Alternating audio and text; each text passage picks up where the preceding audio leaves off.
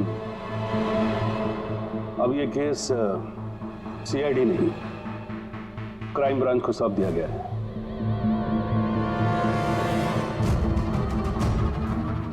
अब भी सफाई में कुछ कहना चाहते हैं?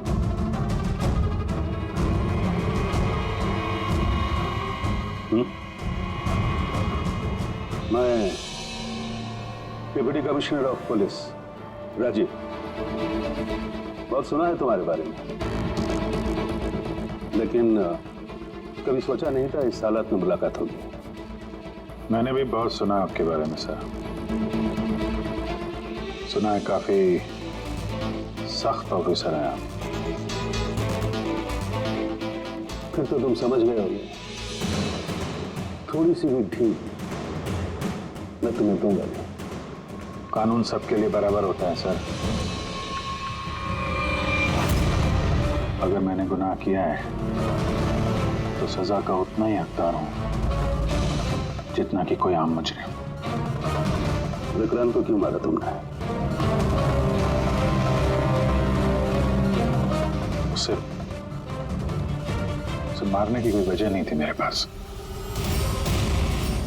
अच्छा, तो फिर गोली क्यों चले? पता नहीं, बस चल गई। चल गई? चल गई मतलब ट्रिगर पे उंगली रख के ट्रिगर दबाया था ना तुमने? मैं सिर्फ उसको डरा रहा था। डरा रहे थे, लेकिन तुम वहां करने क्या गए थे? पुलिस उसे कोर्ट ले जा रही थी ना?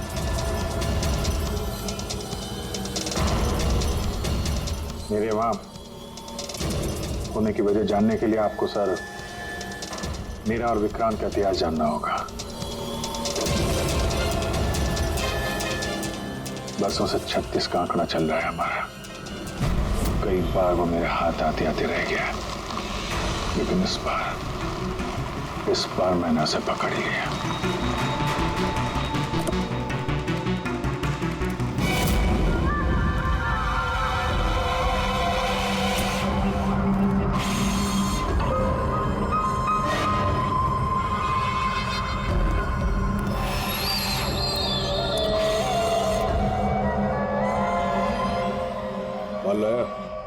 जी, आपने जितना बोला था उतना है।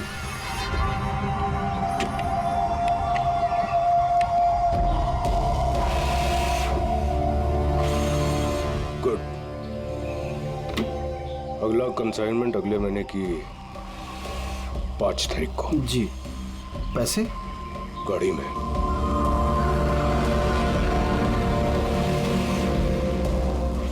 क्या बात है, इतना पसीना क्यों आ रहा है?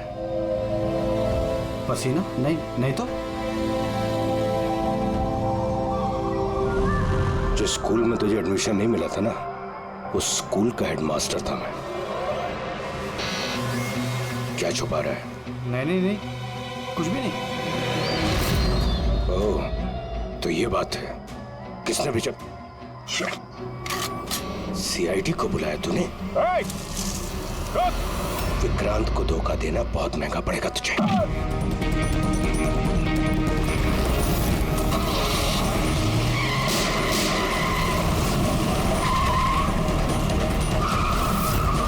और इस तरह इस बार तुम उस तक पहुंची गए। हाँ, लेकिन हमेशा की तरह इस बार भी विक्रांत के नसीब में जेल की सलाखें नहीं लिखी थी। नामी गिरामी अपराधी विक्रांत ने सरकारी गवाह बनने का फैसला कर लिया है। वो मकरंद के खिलाफ अदालत में सारे सबूत देगा और इसके बदले अदालत उसकी सजा काफी हद तक माफ कर देगी। इन अपराधियों को पकड़ने के लिए हम लोग दिन रात एक कर देते हैं, अपने खून पसीना बहाते हैं। क्या इसलिए कि अदालत उनको दोबारा जुर्म करने के लिए छोड़ दे? अब अदालत को दोष मत दो अभिजीत। वैसे भी मकरंद के खिलाफ उनके पास ज्यादा सबूत थे नहीं, और हमारा काम मुजरिमों को पकड़ना है, ना कि उनकी सजा तय करना। यार, तो तुमको क्या लगता है, इसको छोड़ना सही है? अब सही तो नहीं है, पर हम लोग क्या कर सकते हैं, हैं?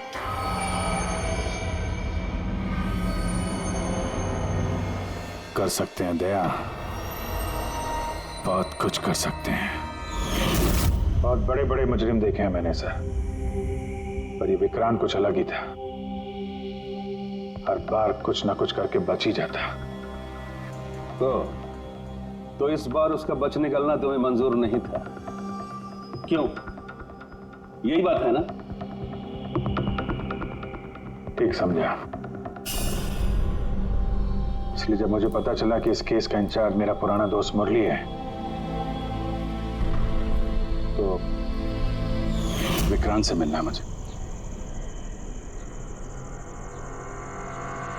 यार सिर्फ 10 मिनट। अभिजीत, तुम ये जानते हो कि ये मुमकिन नहीं है। This doesn't fit into any kind of protocol. मैं तुम्हें परमिशन नहीं दे सकता। परमिशन? वो आरती याद है तुम्हें? बीकॉम सेकेंड ईयर की स्टूडेंट, कैसे तड़पा तड़पा के मारा था उसने। किसने परमिशन दी थी उसे ऐसा करने के लिए? और वो 80 साल की बूढ़ी औरत जिसे आंख से दिखता नहीं था, उसके हाथ पांव काट दिए थे उसने। एक 8 साल के बच्चे तक को। अभिजीत, मैं उसकी पूरी केस हिस्ट्री को जानता हूं। फिर तुम ये भी जानते होगे किसी भी जेल में 15-20 दिन से ज्यादा नहीं टिकता ये विक्रांत। यार मेरा उससे मिलना बहुत जरूरी है। एक लड़की का किडनैप हो गया, पिछले 2 महीने से नहीं मिल रही है। सिर्फ विक्रांत जानता है कहां है वो। यह लड़की की जिंदगी का सवाल है, समझो यार, सिर्फ 10 मिनट। ठीक है, लेकिन सिर्फ और सिर्फ 10 मिनट। तो इस तरह तुम विक्रांत के कैंप तक पहुंचे, लेकिन तुम्हें तो सिर्फ उस लड़की के बारे में जानना था ना? ये सब कैसे हो? ये सच है सर, मैं सिर्फ लड़की के बारे में जानने गया था। मगर 5 मिनट का टाइम दे रहा हूं, दिमाग पे जोर डाल ले और अच्छी तरीके से हिला ले। आरजू कहां है? आरजू? कौन सी आरजू? किसकी आरजू? मैं नहीं जानता किसी आरजू को। वही लड़की जिसे तूने किडनैप कर रखा है। ओह सॉरी, भूल गया था। कहां रखा है उसे? जानता है अभिजीत, पिछली बार भी मैंने एक लड़की को किडनैप किया था, फिर भूल गया था। फिर अचानक 2 महीने के बाद मुझे याद आया, तो फिर जाकर देखा कि उसकी लाश कुर्सी से बंधी हुई थी और उसकी लाश पर मक्खियां भिनभिना रही थी। और अब आरजू का भी वही हाल होने वाला है। ऐसा कुछ नहीं होगा।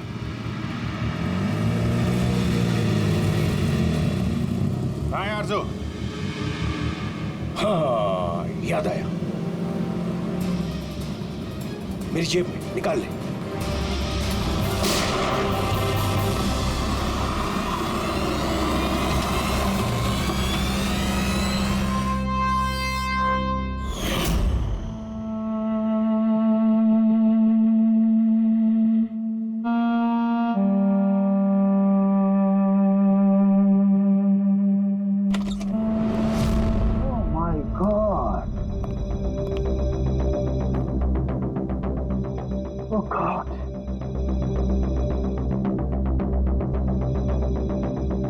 मुझे तुम जैसे जिम्मेदार ऑफिसर से ये उम्मीद नहीं थी मुरली। तुम्हारी निगरानी में ये हो कैसे गया? कैसे? हाउ? गलती मुरली की नहीं, मेरी है। सब मेरी वजह से हुआ।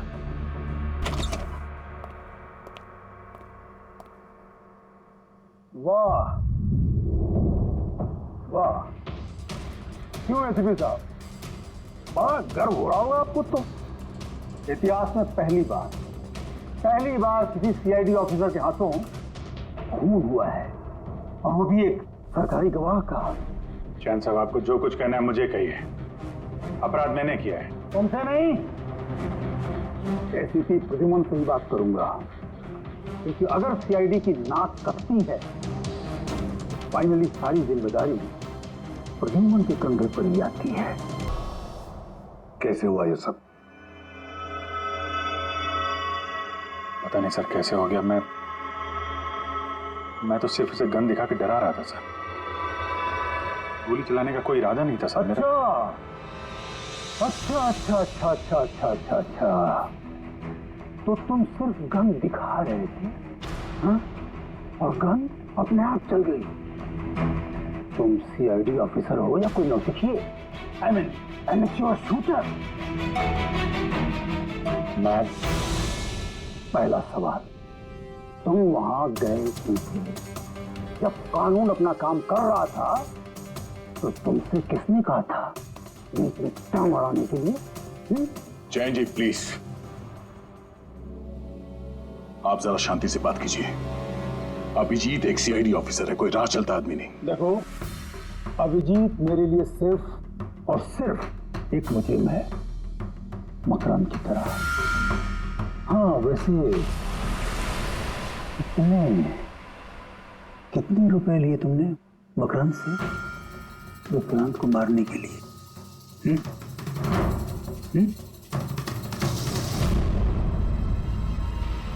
अगर तुम एक वकील ना होते और मैं एक सीआईडी ऑफिसर नहीं होता तो ये सवाल तुम्हें बहुत भारी पड़ता। Oh really? देखो देखो देखो देखो, ऐसे थे प्रदुमन, इसके तेवर तो देखो। फोन करके बैठा है और मुझ जैसे लॉयर को, सीनियर लॉयर को धमकी दे रहा है। ऐसे चार्जेस लगाऊंगा, ऐसे चार्जेस लगाऊंगा, सात जन्मों तक जेल में बैठ के सोओगे। ये चीज हो गए तुम वहां। मानता हूं गोली चलाई मैंने सर, विक्रांत को मार दिया, लेकिन उसे मारने का कोई इरादा नहीं था मेरा। खून सिर्फ खून होता है अभिजीत, इरादा चाहे कुछ भी हो, गलत या सही कोई फर्क नहीं पड़ता। अदालत में ये सब काम नहीं आए। ये प्रोसिक्यूटर, जैन, मीडिया वाले धज्जियां उड़ा देंगे तुम्हारी, धज्जियां। इस जुर्म की सजा भुगतने के लिए मैं तैयार हूं सर, लेकिन जयंत और मीडिया वाले जो मुझ पर इल्जाम लगा रहे हैं मकरंद से मिले होने का, ये मैं कभी बर्दाश्त नहीं कर सकता।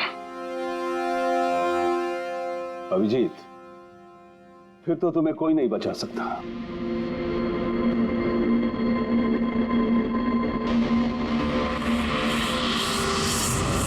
सारे सबूत और गवाह अभिजीत के खिलाफ है। यानी कोई उम्मीद नहीं है सर? कैसे उम्मीद है? अभिजीत ने खुद कन्फेस किया है कि गोली उसी ने चलाई।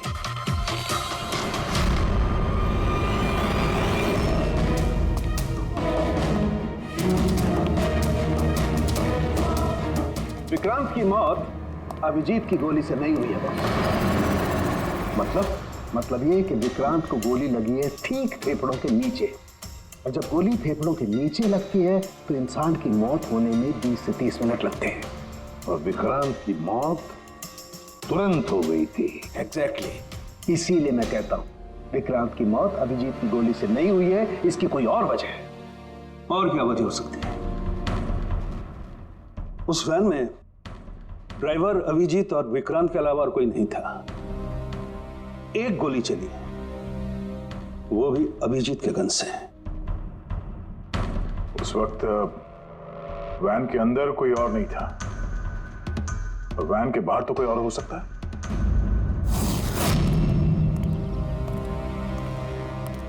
अभिजीत, उस वक्त गाड़ी के बाहर कोई था जिस वक्त गोली चली? नहीं, एक्चुअली पता नहीं, क्योंकि मेरा पूरा ध्यान तो विक्रांत पे था। अभिजीत, ठीक से याद करके बताओ, गोली चलने से पहले क्या हुआ था? कुछ अजीब हुआ था? कुछ भी?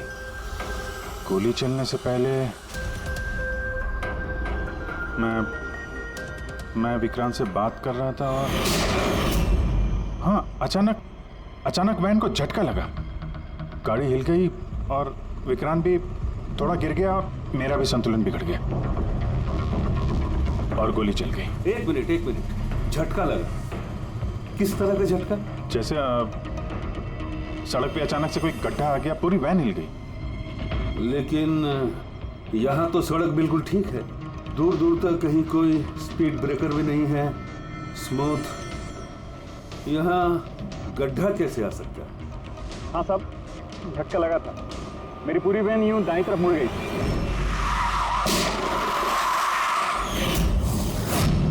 स्टीयरिंग खुद ब खुद घूम गया? हाँ साहब।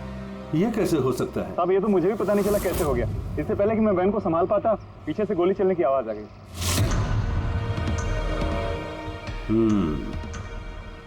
स्टीयरिंग व्हील का खुद ब खुद मुड़ जाना, गोली अपने आप चल जाना, सड़क पे कोई गड्ढा भी नहीं है।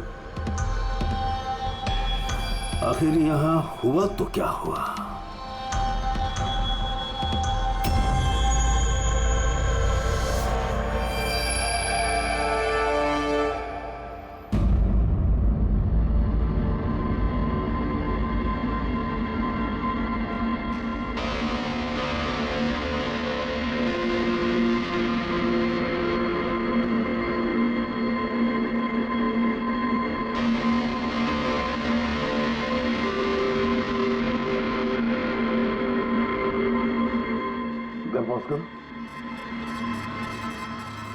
ये देखो, जब ये हादसा हुआ तो ये काली एसयूवी, ये काली गाड़ी उस वैन के बगल में से पास हुई। मतलब सर विक्रांत का खूनी शायद इसी गाड़ी में। हाँ, हो सकता है। सर, ये गाड़ी कहीं रुकी नहीं सर, ये सीधे सीधे चली गई और दूसरी गोली की आवाज भी नहीं आई। और एक बात नोटिस की तुम लोगों ने, 11:17 पर वो काली गाड़ी पास हुई वैन के बगल से, और एग्जैक्टली 11:17 पर विक्रांत की घड़ी भी बंद हो गई। हाँ सर, अभिजीत की घड़ी भी 11:17 को ही बंद हुई थी। हाँ। ये दोनों घड़ियों का एक साथ बंद होना और इस कार का ठीक 11:17 पे वहां से गुजरना, ये संजोग नहीं हो सकता। बिल्कुल सर, बिल्कुल सही कहा आपने, ये कोई संयोग हो ही नहीं सकता। जरूर कोई ना कोई राज छुपा है उस काले रंग के एसयूवी में, जो अभिजीत की बेगुनाही साबित करेगा। तो यहाँ इस फुटेज में इस गाड़ी का नंबर तो दिख नहीं रहा है। इस जगह से 5 किलोमीटर दूर सर टोल नाका है, वहां के सीसीटीवी फुटेज से शायद इस कार की डिटेल मिल जाए। हाँ।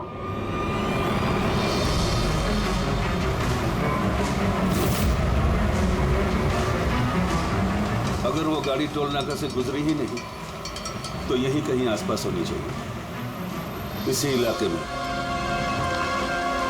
सर, वो देखिए, काले रंग की कार।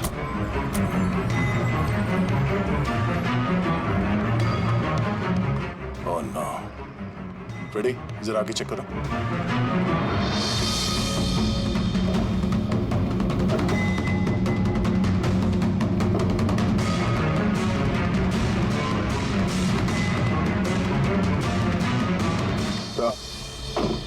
ये वही काली एसयूवी है, जला दी गई है। मतलब गाड़ी में ऐसा जरूर कुछ था जो खूनी मिटाना चाहता था। सर, ना तो नंबर प्लेट दिख रही है और ना ही चेसी नंबर, सारे सबूत मिटा दिए मुजरिम ने।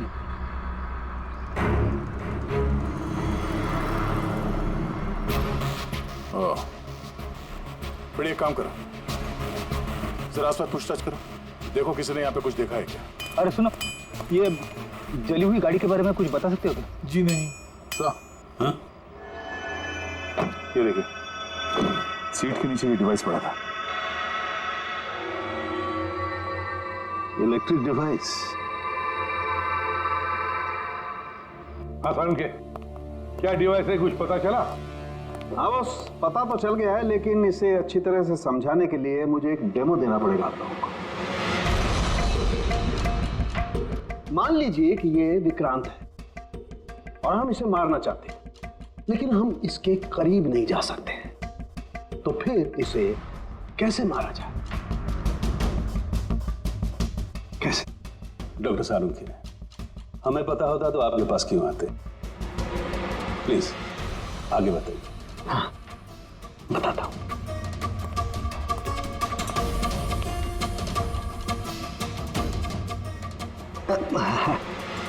आप थोड़ा पीछे हट जाइए प्लीज। Thank you.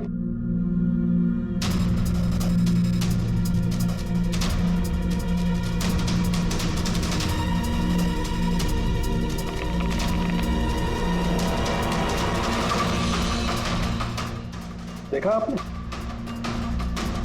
बस बिना नजदीक जाए इसे ऐसे मारा जा सकता है। ये आपने किया कैसे सर? क्योंकि जैसे ही हमें इस डिवाइस के बारे में पता चला, हमने विक्रांत के पुराने मेडिकल रिपोर्ट्स मंगवाए जेल में से।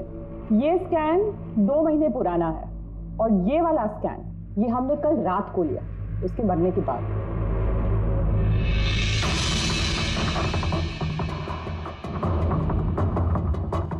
या साळुंखे, इस पहले वाले स्कैन में एक छोटी सी चीज अटकी हुई है वहां उसके सिर में। वही चीज इस 2 महीने बाद वाले स्कैन में शिफ्ट हुई है, हिल गई है, पीछे आ गई है। और ये छोटी सी चीज एक शार्पनेल है बॉस। यानी गोली का छोटा सा टुकड़ा। और फिर ये शार्पनेल वहां से इस तरफ शिफ्ट हो गया, जिस वजह से विक्रांत की सबड्यूरल हेमेटोमा यानी ब्रेन ब्लीडिंग की वजह से मौत हो गई। पर ये शार्पनेल अपनी जगह से हिला कैसे? उसी डिवाइस की वजह से जो हमें जलती हुई गाड़ी में से मिला। तो गोलियों के टुकड़े को हिलाने का डिवाइस ही है? सिर्फ गोलियां नहीं दया, इसने और भी बहुत सारी चीजें हिलाई, जैसे कि विक्रांत के हाथों की हथकड़ी, पुलिस वैन का स्टीयरिंग व्हील, दोनों के हाथ की घड़ी के कांटे, यहां तक कि अभिजीत की गन भी। मतलब लोहे की चीजें, तो जितनी भी लोहे की चीजें हैं वो हिल गई उस डिवाइस की वजह से। Exactly boss. और लोहे का सबसे बड़ा आशिक है मैग्नेट, चुंबक। बॉस, ये है वो चुंबक जिसके जरिए मैंने इसे उड़ाया। यानी उस काली वैन में भी एक ताकतवर लौ चुंबक था, जिसकी वजह से पूरी की पूरी वैन दाईं तरफ चली गई और अभिजीत की मेटल की गन वो भी अपने आप चल गई। हाँ, और विक्रांत के सिर में जो अटका हुआ शार्पनेल का टुकड़ा है वो भी शिफ्ट हुआ। सर, इतनी प्लानिंग के साथ तो वही मार सकता है जिसे शार्पनेल के बारे में पहले से पता था, उसका कोई करीबी। मकरंद, मकरंद। मतलब अभिजीत सर बेगुनाह? No, not at all. इतनी जल्दी किसी नतीजे पे पहुंचना ठीक नहीं होगा। मकरंद के खिलाफ जब तक हमको पक्का सबूत न मिल जाए, कानून की नजर में अभिजीत ही दोषी है। मकरंद के खिलाफ सबूत तो वही देगा ना जो विक्रांत के सेफ हाउस के बारे में जानता था, वरना मकरंद को कैसे पता कि विक्रांत किस रास्ते से कोर्ट पहुंचेगा। और विक्रांत की खुफिया जानकारी सिर्फ मुरली और उसके बाकी साथियों के पास थी। आप लोग ऐसा सोच भी कैसे सकते हो सर कि हम में से कोई गद्दारी कर सकता है? जितने ईमानदार आप लोग हैं ना, उतने ईमानदार हम लोग भी हैं। विक्रांत को कहां और कौन से सेफ हाउस में रखा गया था ये सिर्फ आप लोग जानते थे और कोई नहीं। ये सच है ना? हाँ सर, नहीं पता थी। यहाँ तक हमारे घर वालों को पता नहीं थी, तो फिर हम बाहर वालों पे क्यों इल्जाम लगाएंगे? शायद पैसों के लिए किसी ने मकरंद को यह जानकारी दी हो। प्लीज साहब, हम भी पुलिस वाले हैं, जान की बाजी हम भी लगाते हैं। आप इस तरह इंफॉर्मेशन कहीं ना कहीं से तो लीक हुई है मरली। हाँ सर, एक्चुअली मैं भी वही सोच रहा हूँ, क्योंकि सेफ हाउस में 24 घंटे सीसीटीवी कैमरे लगे हुए थे, तो अगर भी कोई बाहर वाला अंदर नहीं आ सकता। क्या कहा आपने? चाहकर भी कोई बाहर वाला अंदर नहीं आ सकता? हाँ सर। झूठ! बाहर वाला कोई भी अंदर नहीं आया था। हाँ? क्यों? I am sorry sir, actually Jain ji कभी कभी आते थे। कभी कभी जैन जी आते थे? Yes sir. और कभी कभी जैन जी किस लिए आते थे? क्योंकि जैन जी मकरंद को हर हालत में जेल तक पहुंचाना चाहते थे। अच्छा, तो कहीं ये जयंती वो गद्दार तो नहीं है? वैसे भी कुछ ही दिनों में रिटायरमेंट होने वाला था, आखिरी केस था उनका। सोचा होगा संन्यास लेने से पहले थोड़े बहुत पैसे बना लो। सर, हाँ। सर वाकई जयंत ने काफी पैसे बनाए। अभी 10 दिन पहले इसने पुणे में 10 करोड़ का फार्म हाउस खरीदा है। क्या? हाँ सर, ये रहे उस पार्टी के फोटोग्राफ।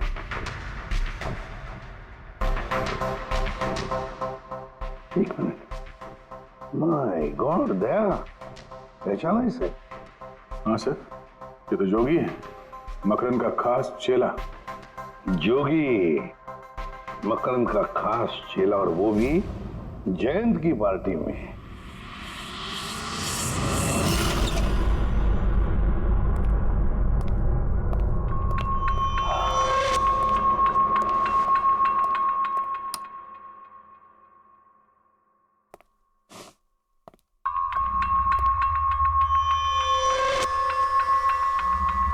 तुम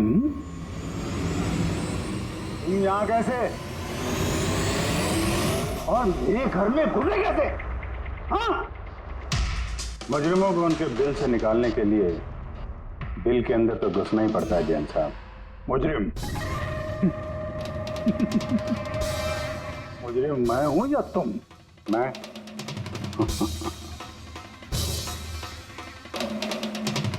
लेकिन ये तस्वीर, ये कुछ और ही कहानी कह रही है।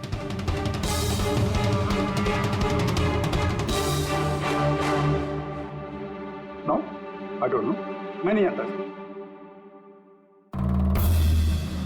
नहीं जानते? कमाल है, बहुत भोलेपन का नाटक कर रहे हो जयंत साहब। मकरंद के पैसों से ये फार्म हाउस खरीद लिया, और अब उसके चेले जोगी को पहचानने से भी इनकार कर रहे हो। What nonsense! कौन जोगी, कैसा जोगी? मैं किसी जोगी वोगी को नहीं जानता। अगर नहीं जानते तो ये जोगी तुम्हारी पार्टी में क्या कर रहा था? देखो, मेरी पार्टी में 400 से ज्यादा लोग आए थे, अब मैं हर एक को तो नहीं पहचानता ना। और रहा सवाल मेरे फार्म हाउस का, तो मेरी जिंदगी भर की खून पसीने की कमाई है, समझे? मकरंद की बात कर रहे हो ना तुम? वो देखो, उस केस में उसके खिलाफ सारे सबूत मौजूद हैं। विक्रांत ने मरने से पहले मुझे सारे सबूत सौंप दिए थे। मकरंद को तो मैं फांसी पर लटकाऊंगा, और साथ में तुम्हें भी। लाइट हो क्या हुआ? स्विच तो ऑन है, हुआ क्या लाइट को?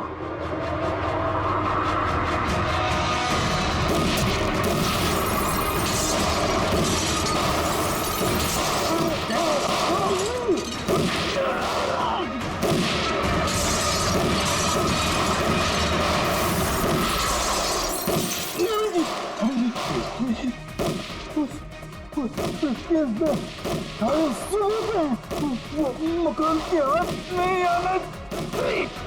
जैन जी,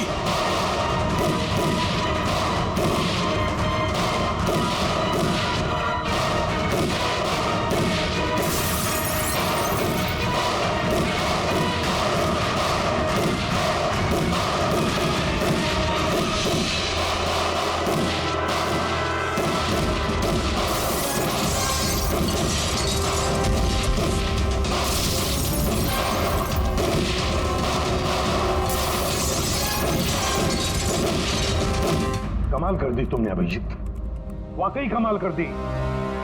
पर पूरी मीडिया तुम्हारे जान के पीछे पड़ी है, अब तो उनको लॉटरी लग गई। अब कह रहे जैन का खूनी अभिजीत है।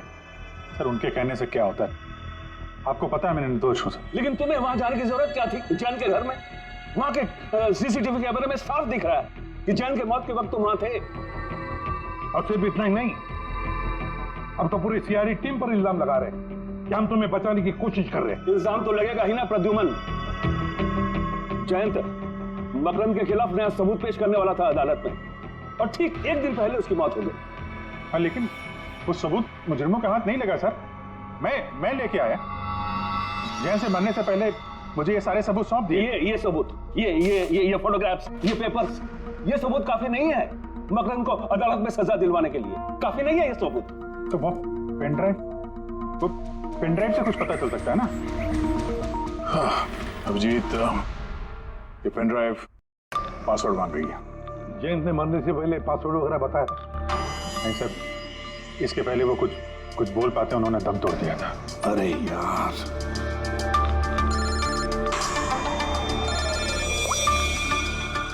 हेलो, हाँ पूर्वी। अच्छा, ओके, ठीक है। चल, पता चल गया जोगी को जैन जी की पार्टी में कौन लेके गया था। कौन लेके गया था? खुद जैन जी की पीए सोनल,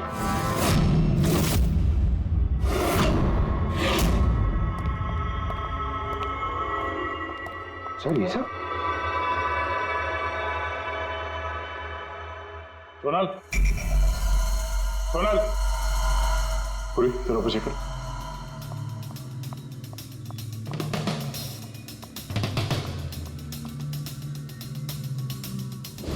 सोनल,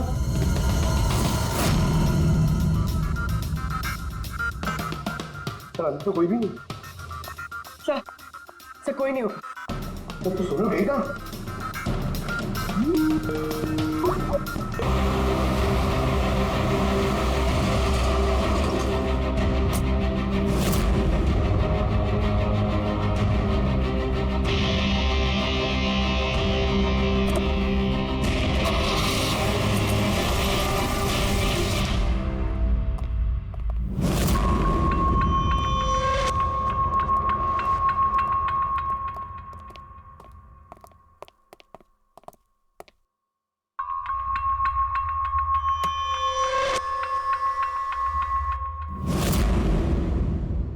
वेलकम, वेलकम अभिजीत।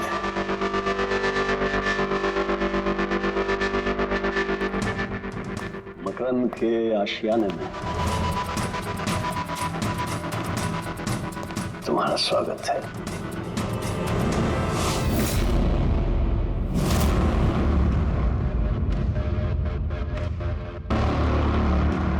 सबूत?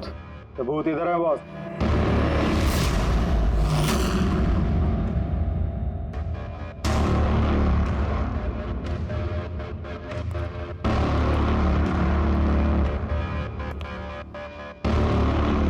मकरंद, सबूत तुम्हें मिल चुका है, अब सोनल को जाने दो।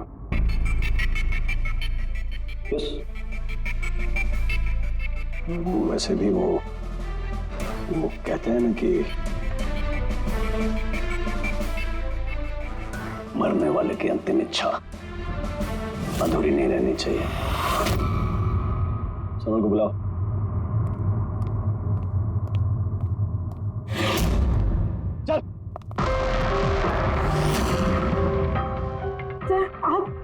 सोनल तुम ठीक हो? हाँ सर मैं ठीक हूँ। तुम जाओ यहाँ से। लेकिन सर आप। मेरी चिंता मत करो, तुम निकलो, जाओ।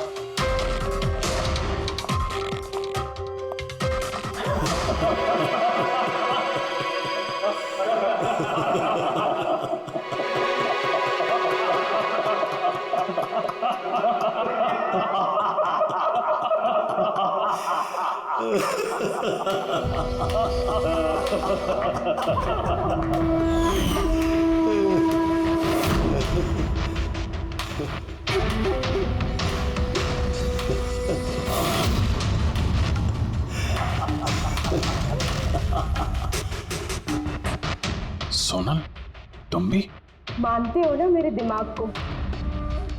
तुम सीआईडी वालों को भी मैंने चकमा दे दिया।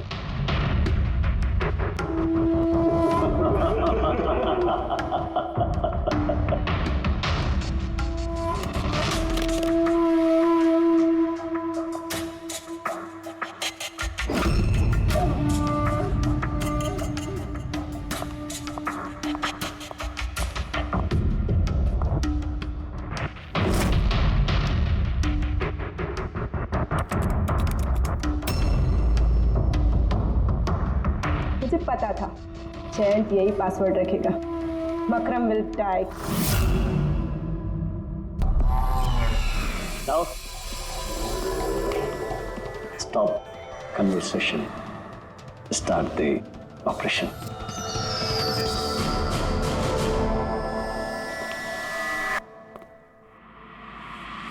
मरने का टाइम हो गया। टाइम हो गया? नहीं तो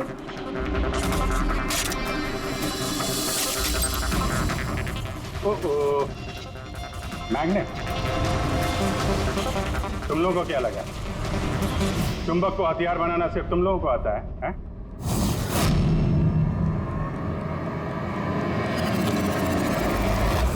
इस ब्रीफकेस में वैसा ही चुंबक है जैसा तुम लोगों ने उस गाड़ी में लगाया था विक्रांत को मारने के लिए। मकरंद, खेल खत्म तुम्हारा।